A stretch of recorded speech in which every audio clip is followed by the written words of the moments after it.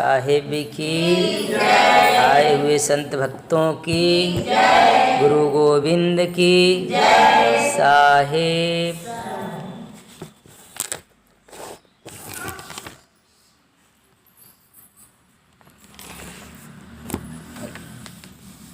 कल मैं नवीं रामायणी में आप लोगों को बताया था कि बहुत प्रकार के बंधनों से अर्थात माया के पुत्रों को काल निरंजन ने बहुत प्रकार का बंधन दिया है, जिससे छूट पाना बड़ा कठिन ही है। अब ये बंधन तो समझ में आ रहा कि संसार में व्यक्ति परिवार से बंधा है, जात में बंध गया, धर्म में बंधा है, लेकिन जो हम बंधे हुए हैं भक्ति भजन के नियमों में, जैसे कि नवधा भक्ति हुई, सरगुण भक्ति हुआ, निर्गुण भक्ति हुआ, योग मार्ग हुआ, पिपिल मार्ग हुआ, ये बहुत सारे मार्ग जो बताए इन लोगों ने भक्ति करने के लिए। तो साहब बताते हैं कि ये सभी जो सरगुण निर्गुण जो द्वैत अद्वैत जितने भी हैं ये मार्ग क्या हैं, तो कहते हैं ये काल निरंजन के ही बनाए मार्ग हैं। किसके? काल निरंजन, जो कि काल निरंजन से भक्ति तो दी गई निर्गुण की यानी करने के लिए त्रिदेवा के पास आई, क्योंकि जो त्रिदेवा ने पाया वही भक्ति इस संसार वालों ऋषि मनीषियों को बताया। और ऋषि मनीषी क्या करते हैं हमें कि वो और उसमें ग्रंथों की रचना कर लेते हैं और नया नया देवी देवताओं की सरगुण भक्ति करने के लिए बता देते हैं, जिसमें कि बंधन ही बंधन है।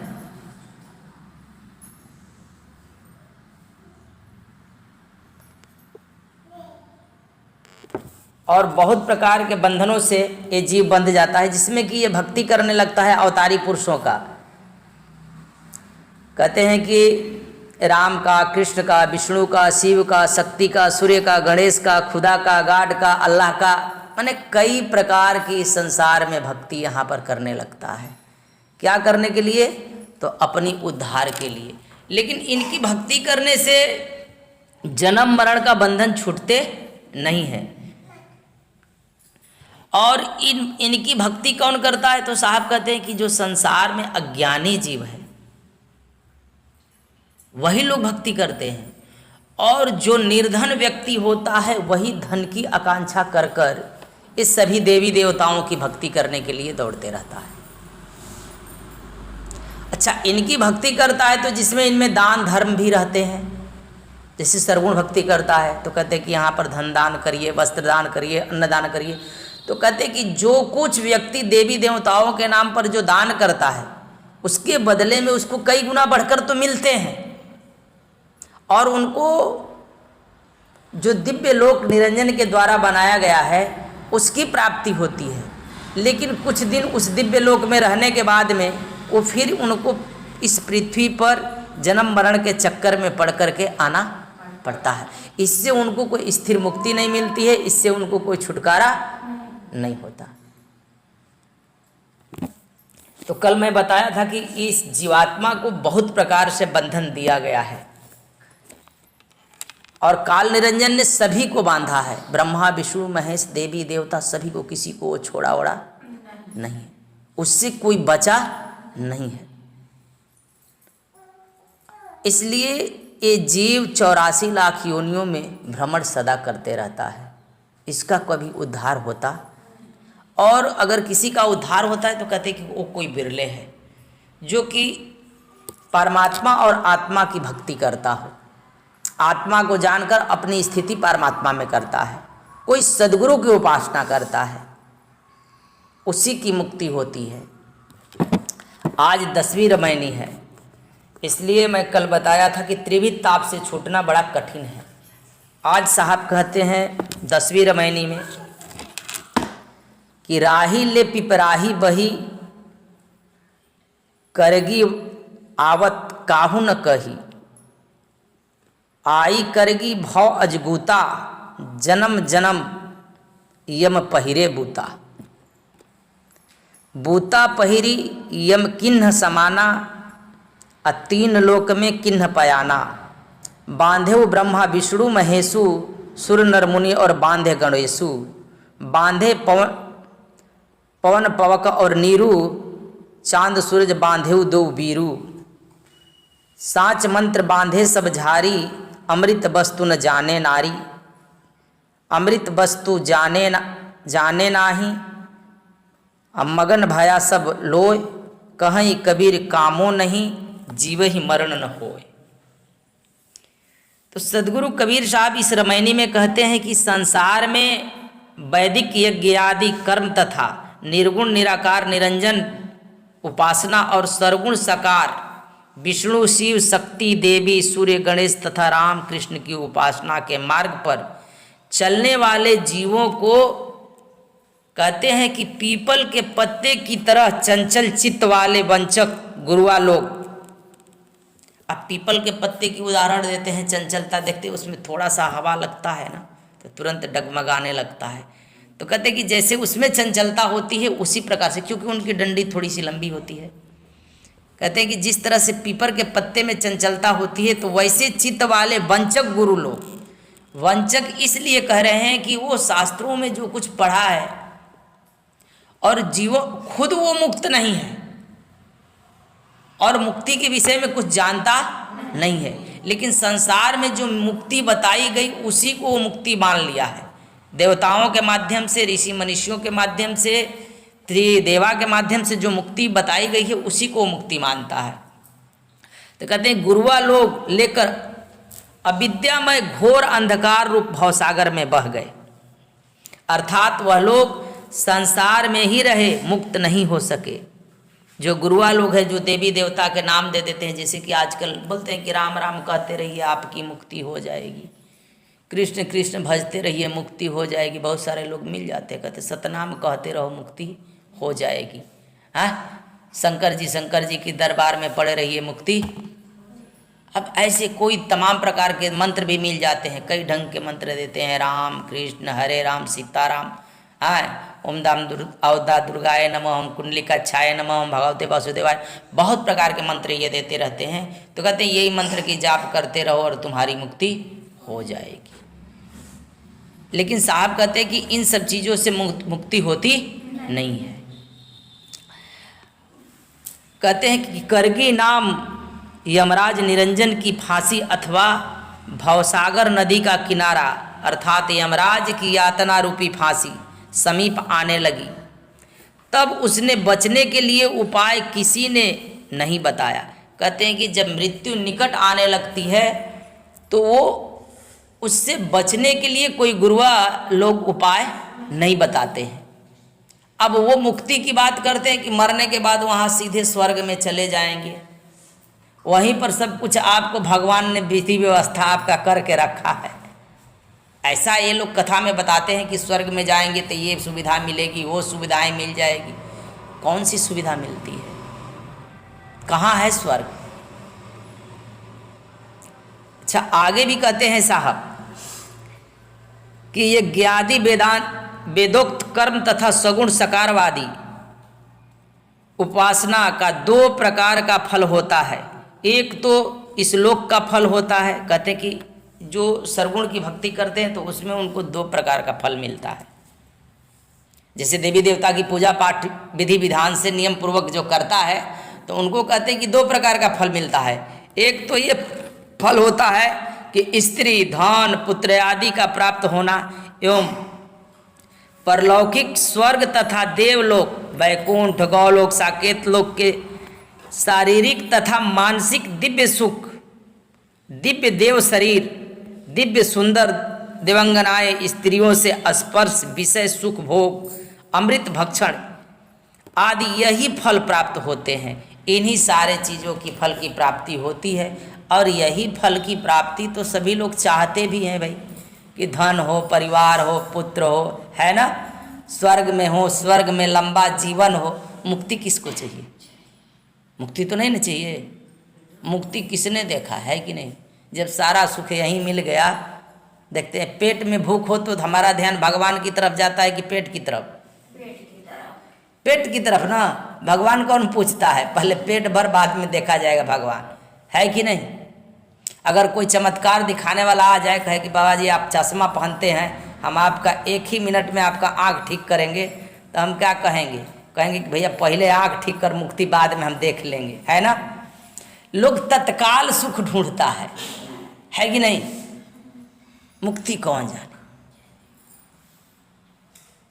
लेकिन जिसके पास विवेक है, जिसके पास समझ है, वह मुक्ति का मार्ग खोजता है। कहते हैं ना लोग कि जल्दी का रास्ता ठीक नहीं होता है भाई, थोड़ा लेट ही हो वही रास्ता पकड़ना चाहिए, लेकिन सुगम रास्ता हो वो पकड़ना चाहिए। अभी तो हमारा आँख ठीक हो जाएगा, लेकिन फिर जिस दिन मेरी मौत होगी उस दिन तो फिर आँख तो ये रहेगा नहीं कि रहेगा? नहीं रहेगा ना। तो आत्मा परमात्मा का ज्ञान छोड़कर हम तो तुरंते कहेंगे कि भैया चमत्कार कोई कर दो कि आँख की रोशनी फिर से पुनः आ जाए, यही ना कहेंगे। और हम सभी लोग निर्णय ले लेंगे फटाक करके, लेकिन यह तो नहीं ना कहेंगे कि नहीं रहने दे, आँख कितना दिन काम आएगा। ये समझ किसको आती? ये समझ जिसको आती है वही मुक्ति खोजता है, सब नहीं खोजता।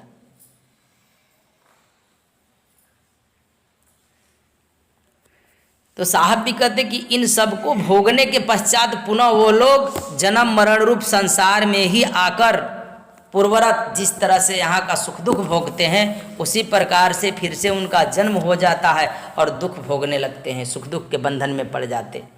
तो कहते हैं साहब कि जब यमराज निरंजन की फांसी रूप यम यातना पास में आ गई, तब उन जीवों को बड़ा ही आश्चर्य हुआ। जो लोग भक्ति किए थे, तप किए, जप किए, दान किए, नेम किए, व्रत किए, उपासना किए, और जब उनके निकट आ गया यम यातना की फांसी, तो ये आश्चर्य हुए कि मैं तो मुक्ति के लिए ये सभी किया था, लेकिन मैं तो मुक्त हुआ नहीं, मुझे तो यम यातना लग गई। तो कहते हैं कि इसलिए उनको बड़ा ही आश्चर्य हुआ। तब उन जीवों को बड़ा ही आश्चर्य हुआ कि यह क्या हुआ, फिर क्या था।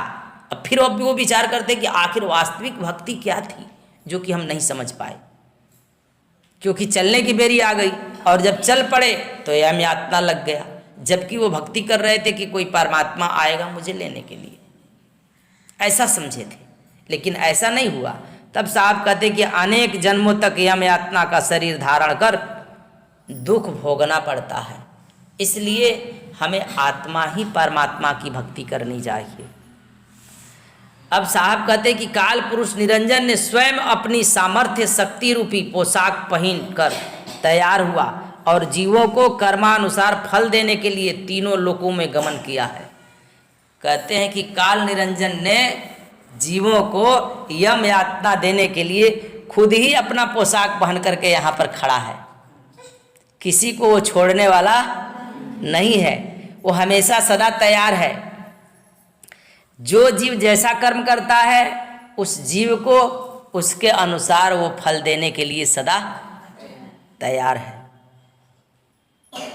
और वह तीनों लोकों में रहता है। ये नहीं कि यहाँ पर आप हैं इस शरीर में पा करके तो आपको यहाँ सुख दुख है, मरने के बाद भी उसकी यातना चालू रहती है। बहुत सारे लोग कहते हैं कि जाने चल जाए तो हेतु उससे छुटकारा हो जाए, लेकिन ऐसा कभी है नहीं। साहब कहते हैं क्योंकि कर्मों का फल केवल मृत्यु लोक में ही प्राप्त होता है, ऐसा नहीं है कि खाली ये मृत्यु लोक है तो यहीं पर इसका फल प्राप्त होता है। वह जीव तीनों लोकों में चाहे जहाँ शरीर धारण करे, ये तीन लोक में चाहे जहाँ भी वो शरीर धारण करे, वह उसका फल देने के लिए अवश्य ही यानी तैयार रहता है, यानी प्रयाण करता है, यानी उसका सदा प्लान रहता है और उसका फल देता है। एवं उस काल भगवान निरंजन ने जगत की सृजन, पालन और संहार की अधिकार रूप कर्म बंधन में ब्रह्मा, विष्णु और महेश को भी बांध लिया है। ऐसा नहीं है कि त्रिदेवा उसके बंधन से छूट गए हैं, बल्कि वह काल निरंजन ने उन त्रिदेवा को भी बांधा है। ये ब्रह्मा, विष्णु, महेश को भी बांधा है। और आप सभी लोग देखते हैं रामायण में कहते हैं कि राम ने बाली बन करके छुप करके मारा, राम ने बाली को छुप करके मारा था। तो कृष्णा अवतार में उसको भी बदला देना पड़ा, है कि नहीं। तो बाली बहेलिया बनता है और भगवान कृष्ण को पैर में मारता है, वो भी अपना बदला देता है। तो तुमको मुक्ति कैसे देगा? देगा जब वो खुद अपना कर्म भोगता है, तो आपको कैसे मुक्त कराएगा?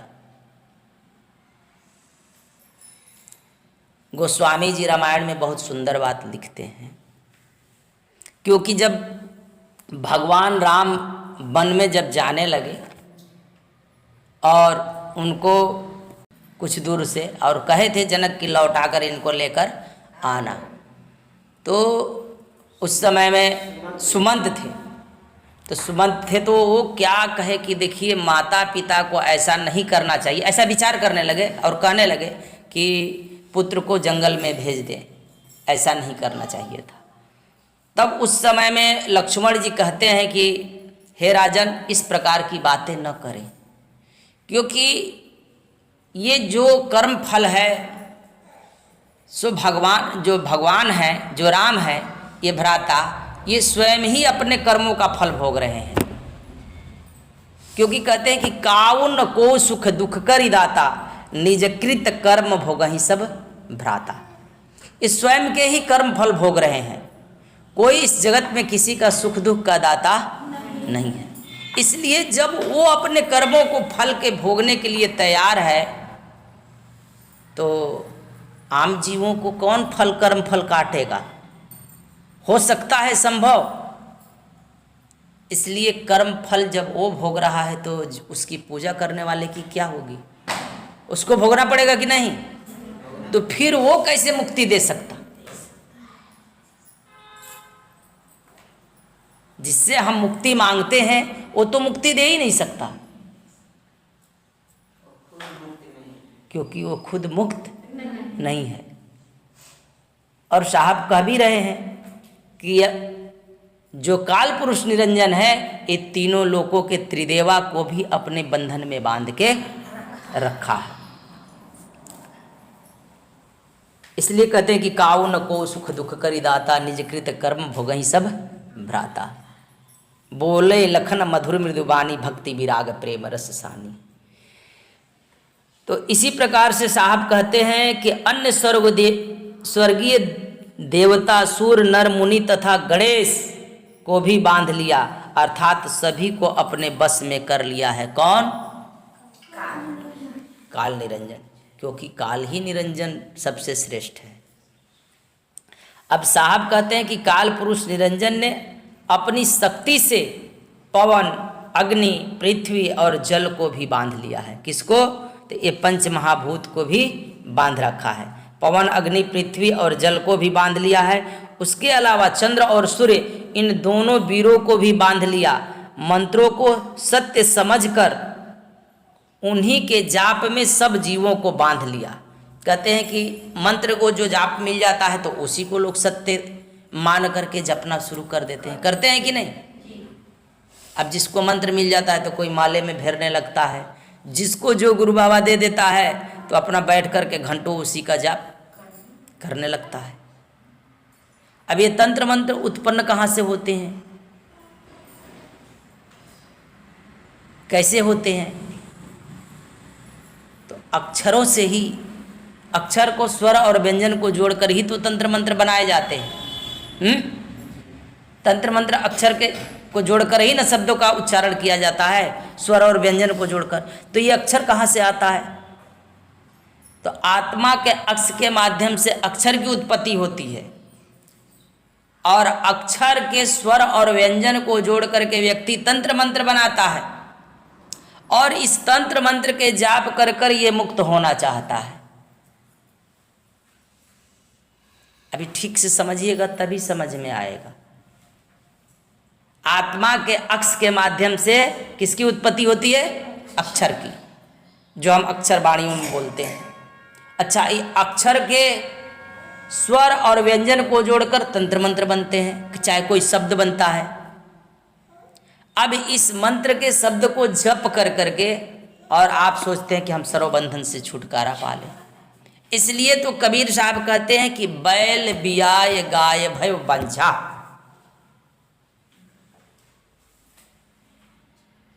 कहते हैं कि बैल बियाय गाय भयो बंझा, बछरू दुहत तीन जुन संझा, तर भय गगरी ऊपर पनिहारी, लड़के के गोद खिलही महतारी, नित्य उठ सिंह स्यार संग जूझे, कहे कबीर पद बिरले बूझे। अब तो यहाँ बैल तो बच्चा देता नहीं, कि बैल बच्चा देता है? बैल बच्चा देता नहीं ना। लेकिन कबीर साहब कहते हैं कि बैल बच्चा दे रहा है, क्योंकि आत्मा के अक्ष के माध्यम से अक्षर की उत्पत्ति होती है। आत्मा के पास मुक्ति नहीं, लेकिन उससे जो उत्पन्न हुआ, क्योंकि आत्मा के अक्ष के माध्यम से हमारे अंदर दिव्य ज्योति प्रकट हुई, जितने ध्वनात्मक शब्द उत्पन्न हुए, तो उससे जो अक्षर की उत्पत्ति हुई आत्मा के अक्ष के माध्यम से, तो क्या कहते हैं कि जो अक्षर है तो क्या है, उसका बछड़ा हुआ। तो कहते हैं कि बैल भी आए, आत्मा के अक्ष के माध्यम से अक्षर की उत्पत्ति, तो बैल भी आए, उसका बच्चा क्या हुआ, तो अक्षर हो गया। और गाय है सो बांझ है। जिस गाय के पास मुक्ति है, जिस परमात्मा के, तो उसके तो कोई बच्चे ही नहीं हो रहे हैं। गाय तो बांझ है, और नीचे आएंगे तो माया बांझ है, माया मुक्ति नहीं दे सकती, माया के पास मुक्ति नहीं, वो तो बांझ है। तो यहां कहते हैं कि ये क्या करता है लोग, अब आत्मा की भी भक्ति ये नहीं करता, आत्मा को भी ये दूहता, यानी बैल को जिससे प्रसव हुआ उसको भी नहीं दूह रहा। अब जो प्रसव हुआ है उसको दूह रहा, उस बच्चे को दूह रहा। बछरू दूहे तीन जुन संझा, तो आत्मा के अक्ष के माध्यम से अक्षर की उत्पत्ति हुई, तो कहते कि वो आत्मा का भी स्मरण नहीं करता, बल्कि उसके स्वर और व्यंजन को बनाकर बछरू दूहे, अब बछड़े को ही, तो जब मंत्र बन गया तो इसी मंत्रों को तीनों टाइम ये क्या करता है, जाप करते रहता है। बछरू दुहत तीन जुन संझा, तीनों टाइम निरंतर ही उसी के जाप में लीन रहता है। अब इसी से वो मुक्ति मांगता है कि ये जपते रहेंगे तो हम मुक्त हो जाएंगे। ये गड़बड़ी।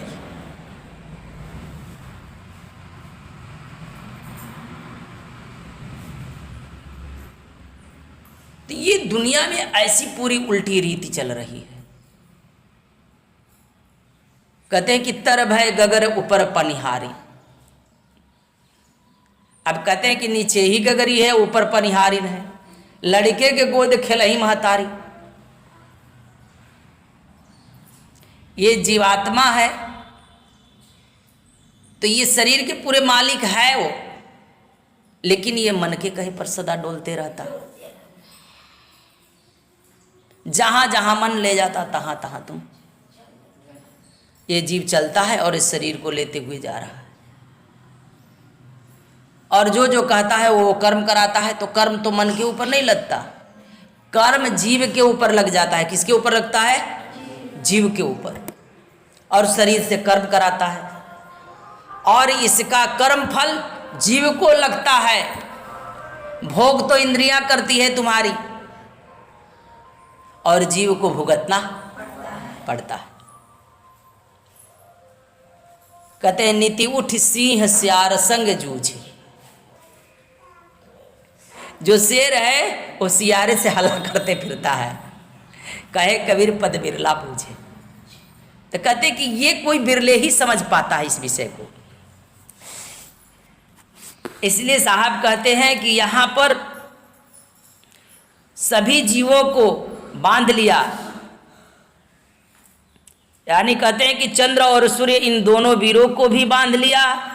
मंत्रों के सत्य समझकर उन्हीं के जाप में सब जीवों को बांध लिया है, क्योंकि सब जीव वही मंत्र को जप रहे हैं और सत्य मानकर जप रहे हैं। ये झूठ मान करके जप नहीं रहे कि हम भगवान का नाम जप रहे हैं, परमात्मा का नाम सुमिरन कर रहे हैं। ऐसा नहीं है कि वो सोच रहे हैं कि गलत है, ऐसा उनके दिमाग में नहीं। जिस दिन दिमाग में आ जाए तो बदल जाएगा व्यक्ति। स्त्री की तरह परतंत्र दशा में सब जीव काल पुरुष निरंजन के बस में हो गए। कहते हैं कि जिस प्रकार से एक स्त्री अपने पति के अधीनता को स्वीकार कर लेता है, परतंत्रता स्वीकार करती है कि भाई जैसे इस परिवार में हूँ, जैसे रखे वैसे रहना है, वैसे ही सभी जीव उसकी परतंत्रता को स्वीकार कर लिया है। किसके? तो काल निरंजन के। जो जो नियम दे दिया है, जैसे जैसे सबको बांधा है, वैसे वैसे वो स्वीकार वो करता रहता है। उसके रास्ते में चाहे कष्ट हो या सुख हो। तो कहते हैं सबको सब निरंजन के बस में हो गए और भूल बंधन के कारण अमृत वस्तु जो सार शब्द स्वरूप महाचेतन सत्य पुरुष परमात्मा है उसको नहीं जानते हैं, उससे उसकी इनको भनक नहीं है। इसी कारण जन्म मरण के बस में जीव सदैव घूमते रहते हैं 84 लाख योनियों में। यही कारण है। सदगुरु कबीर साहब कहते हैं कि अमृत वस्तु जो सार शब्द स्वरूप महाचेतन सत्य पुरुष परमात्मा है उसको कोई जानता नहीं, किंतु सब लोग जो सत्य परमात्मा असली नहीं है उसको परमात्मा मानकर अपने अपने उपास्य देवों में ही मग्न यानी प्रसन्न रहते हैं, मस्त हो गए हैं। कहते हैं कि जो असली सत्य पुरुष परमात्मा है उसको तो इनको खबर नहीं पड़ी और निरंजन काल भगवान को ही और अपने अपने जो इष्ट देव हुए उन्हीं को ये लोग सच्चा परमात्मा मान लिया और उन्हीं की भक्ति में करते रहते हैं अपने अपने ढंग से और अपने अपने में मन मस्त रहते हैं। इसीलिए तो यहाँ पर कहते रहते हैं कि जिसको जहाँ लाभ मिले वहीं सब जाते हैं। तो लाभ खोजते रहो और तुम रास्ता पकड़ते रहो। लाभ के चक्कर में पता नहीं क्या क्या करते। ये हानि लाभ में यहाँ के लोग रहते हैं कि जहाँ लाभ होगा वहाँ हम जाएंगे। तो हानि लाभ तो इस जगत के बंधन है और हानि लाभ सब जितने भी हैं यहाँ पर बंधन में पड़ते हैं। स्वर्ग नरक, हानि लाभ, पाप पुण्य, ये जो भी है ये काल निरंजन के बनाए हुए। इसलिए सदगुरु कबीर साहब कहते हैं कि हमें सार शब्द स्वरूप परमात्मा की भक्ति करनी चाहिए। असली सत्य पुरुष परमात्मा का उपासना कोई नहीं करता है, अतः मन की सर्व कामनाओं से रहित होकर उस अमृत स्वरूप महाचेतन सत्य पुरुष परमात्मा की उपासना करने से जीव कभी नहीं मरता। कहते हैं कि जो सत्य पुरुष परमात्मा की जो भक्ति करता है वह जीवात्मा की कभी मृत्यु होती, क्योंकि कहते हैं कि जीव सोई जो जुग जुग जीवे उत्पत्ति परलय माही। शरीर का छूटना छूटना है लेकिन जीवात्मा कभी मिटती नहीं, उसे काल पकड़कर खाता नहीं है जो सत्य पुरुष परमात्मा की भक्ति करता। कहते हैं कि किंतु जन्म मरण से मुक्त हो जाता है उस परमात्मा की उपासना जो कोई करता नहीं, परंतु निर्गुण तथा सरगुण द्वैत अद्वैत विशिष्टाद्वैत आदि में तथा अन्य देवों में सब लोग मगन हो गए हैं। यदि इन सबको त्याग कर उस सर्वोपरि महाचेतन सत्य पुरुष परमात्मा की उपासना करे तो जन्म मरण से जीव मुक्त हो जाता है। अतएव ऐसे जीव को काल निरंजन कभी भक्षण नहीं करता। निरपेक्ष सत्य की खोज जिज्ञासु को अपने चेतन आत्म स्वरूप को तथा उस सत्य पुरुष परमात्मा को यथार्थ रूप से जानने के लिए किसी सार शब्द के भेदी संत सद्गुरु की खोज करें। कहते हैं कि उस सत्य पुरुष परमात्मा को जानने के लिए, उस यथार्थ सत्य को समझने के लिए, जानने के लिए हमें किसी भेदिक सद्गुरु के पास जाना चाहिए। और जो भेदी सद्गुरु है वही इस रहस्य को बताता है, दूसरा बताएगा नहीं और न कहीं कोई इसे जानता है। कहते हैं वैसे ही संत सद्गुरु की खोज करके श्रद्धा पूर्वक उनकी शरणागति होकर भेद प्राप्त करना चाहिए, तभी यथार्थ भेद प्राप्त हो सकता है। कहते हैं कि जब तक वैसे सद्गुरु के शरण में तुम नहीं जाओगे और जब तक तुम्हारी उनके उसे जानने की जिज्ञासा नहीं होगी तब तक तो कोई बताएगा भी नहीं।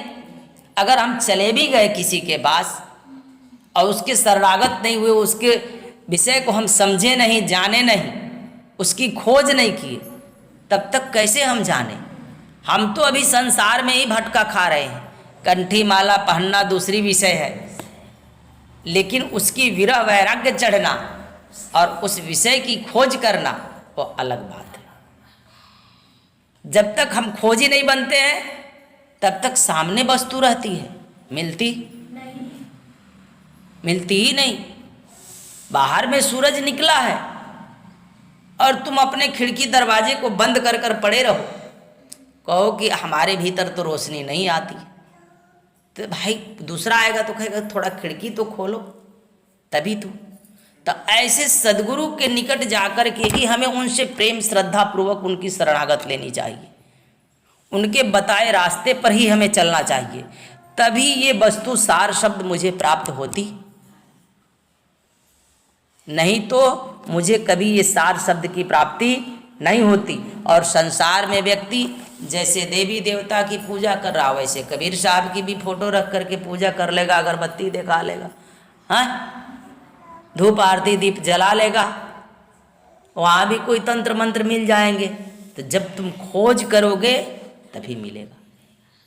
इसलिए साहब भी कहते हैं कि खोजी बन में तुरंत मिल जी है एक पल के तलाश। इसलिए जीवन में मनुष्य को खोजी बनकर रहना चाहिए। ऐसा नहीं समझना चाहिए कि वहाँ बड़े बड़े मठाधीश से बड़े हैं तो उनको वस्तु पता नहीं, तो शायद चाय बेचने वाला बगल में दुकान में जो 10 आदमी बैठ कर के सत्संग करता होगा उसको पता नहीं है। ऐसा कभी सोचना मत। कौन सी विषय किसे पता है ये जानना बड़ी कठिन है। और जब तक हम उसके साथ प्रेम श्रद्धा पूर्वक हम अपनी बात नहीं रखते हैं कि हमें चाहिए क्या, यहाँ चाहने वाले को क्या क्या की ज़रूरत पड़ती है। दुकान नहीं चलता, मकान नहीं चलता, तबीयत खराब रहता है, पेट में दर्द, बुखार है, बीमार है, परिवार ठीक से नहीं, ये सारी तुम्हारी शिकायतें है कि नहीं। ऐसी शिकायत कभी नहीं है कि मुझे सार शब्द जानना है, उस सत्य पुरुष परमात्मा की खोज करना है। तो तुम आओगे सत्य पुरुष परमात्मा की खोज करने के लिए तो बातें तो गड़बड़ी हो जाएगी सब, है कि नहीं।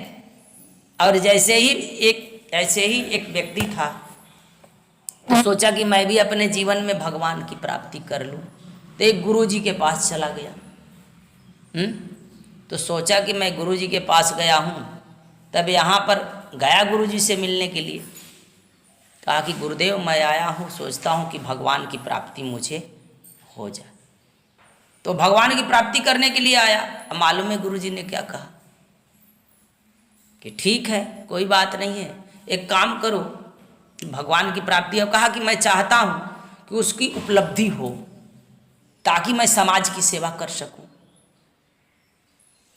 समाज तक अपना संदेश दे सकूँ। तो गुरु जी ने भी कह दिया कि जाओ बर्तन धो।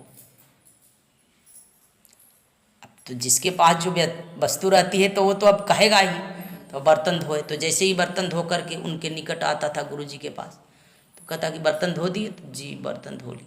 अच्छा जाओ झाड़ू थोड़ा लगा दो। अब जैसे फिर झाड़ू लगा कर उनके पास बैठता था, ताकि झाड़ू लगा दिए, तो हाँ तो जाओ थोड़ा ज़रा छत बहार दो। जैसे छत बहार के आए तो फिर उनके पास बैठे, सोचे कि मैं कुछ पूछूंगा, तो फिर कहे कि जाओ आगे का जो फुलवारी है उसका मिट्टी उट्टी थोड़ा सा कोड़ दो। फिर वो कोड़ ओढ़ कर आए तो फिर भेज दे कि जाओ थोड़ा सा वो गैया है उसको घास डाल दो। अब 3-4 दिन से यूँ ही रहा, 3 दिन 4 दिन, 5वें दिन कहा कि हमें भगवान नहीं चाहिए। तुम उसके पास टिक ही नहीं पाओगे। जब तुम उसके कहे अनुसार वो भी देख लेगा तुमको कि तुम कितना नरम मोम, जब तक तुम बनोगे नहीं, क्योंकि तुम्हारे पास उस परमात्मा को उतारना है। और जब तक तुम सरल सहज नहीं बन जाओगे तब तक तो तुम्हारे पास वो उतर भी नहीं पाएगा। और वैसा बनने के लिए तो हमें अपने आप को मिटा देना पड़ता है। ये न जानना कि वहाँ गए और फटाक से वस्तु,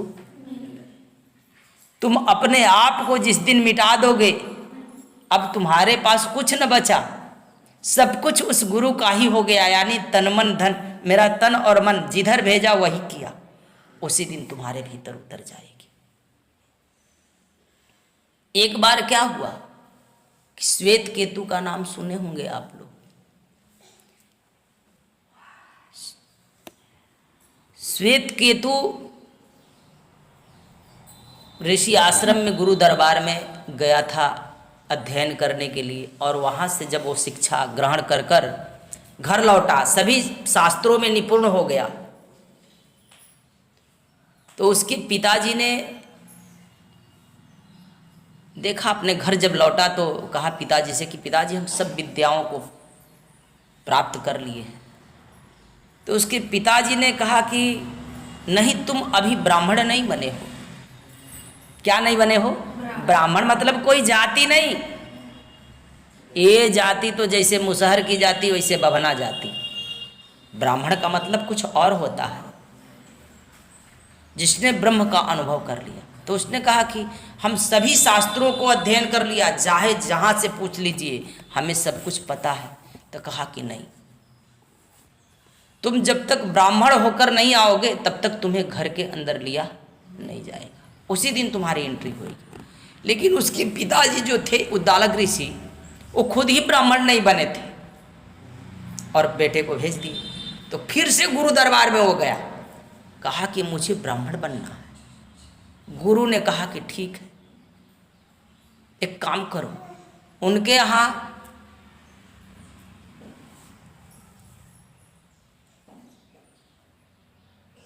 200 गायें थी और उन्होंने दे दिया, कहा कि लेकर चले जाओ जंगल में चराने। अब गाय को दे देता है चराने के लिए, इतने दिन तो विद्या अध्ययन किया, लेकिन लास्ट में भेज देते हैं। उसके गुरु दरबार से क्या होता है, कहता है कि मैं लौट आया, पिताजी कहे कि जब तक ब्राह्मण न बन जाओगे तब तक तुम आना नहीं। और श्वेत केतु गैया लेकर के जंगल में चला गया, और गुरुदेव ने कह दिया कि जब ये गैया 400 हो जाए तब तुम लेकर आना। अब उधर जाकर के गाय चराने लगा और वहीं जंगलों में वो मस्त रहने लगा, जंगल में ही। तब तक आश्रम में लौटना नहीं। अब धीरे धीरे गैया बढ़ते रही। श्वेत केतु अपने मस्त में, अपने उस परमात्मा के स्मरण में दिन रात लीन हो गया। गैया अपना चर रही है, चरते चरते 399 गैया हो गई। 400 गैया जब पुर गई तो भी श्वेत केतु को याद नहीं कि मुझे लौट करके गुरु आश्रम जाना है। अब सभी गैया ने मिलकर के मुड़ी उठा करके एकदम श्वेत केतु के पास आती है, कहती है कि हे श्वेत केतु, हम 400 हो गए, तू लौट। तो अब तो श्वेत केतु पूर्ण परमात्मा में लीन हो गया, वो परमात्मा स्वरूप हो गया, ब्रह्म को जानने वाला हो गया। तब श्वेत केतु धीरे धीरे आगे आगे गैया और श्वेत केतु पीछे से जा रहा, और जैसे ही पहुंचा तो कहा कि हाँ, अब तुम ब्राह्मण बन गया। अब घर वो जाने के लिए जैसे ही तैयारी करता तो उद्दालक ऋषि को पहले ही मालूम पड़ता कि बेटा ब्राह्मण बन गया और मैं अभी तक ब्राह्मण बना नहीं हूँ। तो जैसे ही बेटा घर में प्रवेश एक द्वार से करता है तो पीछे द्वार से उद्दालक ऋषि भाग करके जंगलों में चले जाते, कहते कि बेटा तो ब्राह्मण बन गया, अभी तक मैं ही नहीं बना। वो तो देखेगा मुझे तो बताएगा कि ये तो खुद ब्राह्मण नहीं, इसलिए मैं ही गायब हो जाता। तो पीछे के द्वार से भागे वो जंगल में।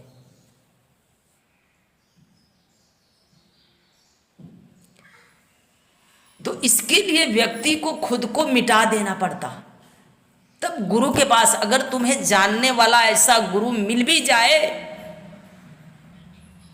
तो हमें भी मिटना पड़ता है। तुम्हारे कर्म को तो किधर से दबाया जाए तो तुम तो बेचैन हो जाओगे एक क्षण में। एक क्षण में तुम्हारा अहंकार पनपने लगेगा, कहेगा कि हम रात दिन यहाँ सेवा करते हैं, बताओ बाबा जी इस तरह से बातें करते हैं, तुम एक क्षण न रुक पाओगे। तो जहाँ पूरी अहंकार विसर्जित हो जाता, तुम्हें 2-4 दिन के लिए यहाँ सेवा पर बुला दे तो कहेगी कि भैया हमारा घर में गाय भैंसी यही तरह खैला बिना मर जाएगी, भाई तोहार देखी कि हम 5 गो लैका फैका पल्ले बने वो देखी। बस तो इतनी आसान नहीं जितना लोगों ने समझ लिया। तब जाकर के जब आदमी खुद को मिटा देता है तब गुरु उसके पास गुरु देता नहीं, गुरु के पास वस्तु होती है, वो स्वयं तुम्हारे पास आ जाती है। जब जिस दिन तुम उसके जैसा बन जाते हो, तब जिस तरह से तुम व्यवहार में देखते हो, भीतर से व्यवहार उसका वैसा नहीं होता। उसका भी शरीर है, तुम तो यही सोचोगे वो भी कपड़ा पहनता, वो भी एकदम आराम से खाता पीता, वो भी पैसे का व्यवहार करता ही है, वो भी तो फंसा है, हम क्या करें। वो बड़ा चालबाजी चलते रहता है यहाँ पर। लेकिन बाहर में तो मान ले कि धन की तो ज़रूरत ही है, घर मकान की ज़रूरत ही है, लोग आते बैठते उनकी व्यवस्था की तो ज़रूरत ही है, लेकिन आंतरिक व्यवहार में उसका जरूर अंतर है, तुम न समझ पाओगे। इसलिए समझने के लिए ही हम वहाँ पर रात दिन गुरु दरबार में बैठे रहते। कबीर साहब के यहाँ एक यहाँ पर बढ़ैया गद्दी के आगे एक आश्रम था, तो उनके यहाँ साहब के यहाँ एक शिष्य रहते थे, तो वो हमेशा भंडारी का काम करते थे। और क्या हुआ कि भंडारा चल रहा था और वो अपना लंगोटी पहने हुए थे, तो लंगोटी पहने हुए थे और चावल चला रहे थे, चारों तरफ से पत्तल पड़ा हुआ था, चावल चलाते रहे। तो अब ये चावल चलाने में मस्त हैं, और क्या हुआ कि इनकी लंगोटी खुलने लगी, नंगे होने लगे ना, और चावल चला रहे थे। तो उनका नाम था रामदास ऐसे करके थे। तो गुरुजी ने उनके बोले कि रामदास लंगोटी संभाला, तो एक हाथ में चावल टांगे, एक हाथ में यो चावल लिए। मालूम है गुरु के कहते ही 2 हाथ और उनका निकल कर चला आया। ये चावल चलाते ही रहे, भगवान के एकदम उस दरबार में, मतलब कि भगवान में लीन होकर के, उस परमात्मा में लीन होकर के वो व्यक्ति चला रहा गुरु के आदेशानुसार। और जैसे ही गुरु ने कहा कि अपनी लंगोटी देख, तो 2 हाथ अलग से आती है और लंगोटी उसको बांधती है, और एक क्षण में ही वो गायब हो जाती है। ऐसे गुरुओं की प्रताप होती है जब तुम उनमें लीन होते हो। अभी तुमको तो होगा कि भाई आज रात इधर आ जाएंगे तो खेत कौन पटाएगा, तुम्हें भरोसा ही नहीं, विश्वास ही नहीं, तुम अधूरा विश्वास लेकर चलते हो। कर तो देखो कौन पटाएगा कि क्या होगा, उस पर चलकर तो देखो होता है कि बिगड़ता है। जब गुरु के मार्ग पर व्यक्ति चलता है तो अगर उसमें हानि भी हो रहा ना, तो कहीं न कहीं कारण है और उसमें लाभ ही है, वो हानि में हानि नहीं है, ये भी याद रखना। उसमें हर परिस्थिति में वहाँ बचाव है मेरी। इसलिए गुरु का बन जाना बड़ा ही कठिन है, और जीवन में सद्गुरु ही मिलना कठिन है। जिस व्यक्ति को सद्गुरु की प्राप्ति हो गई, तो एक बात याद रखना कि तुम्हारा आधा यात्रा तय हो गया। अब आधी यात्रा तुम्हारे ऊपर निर्भर कर रही है कि तुम उपलब्ध कर पाओगे कि नहीं। गुरु के यहाँ बड़ा ही सरल सहज में वस्तु प्राप्त कराई जाती, लेकिन चेक होने के बाद ही किन किन परीक्षणों में गुजारेगा कोई पता नहीं।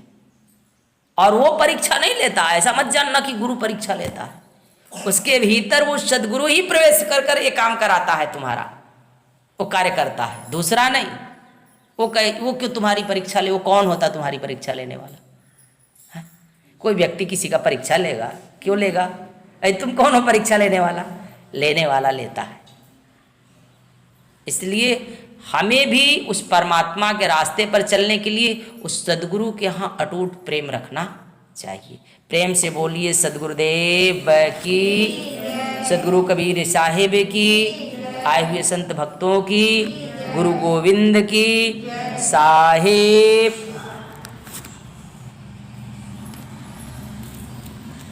चलिए आप लोग एक छोटा सा भजन गा लीजिए।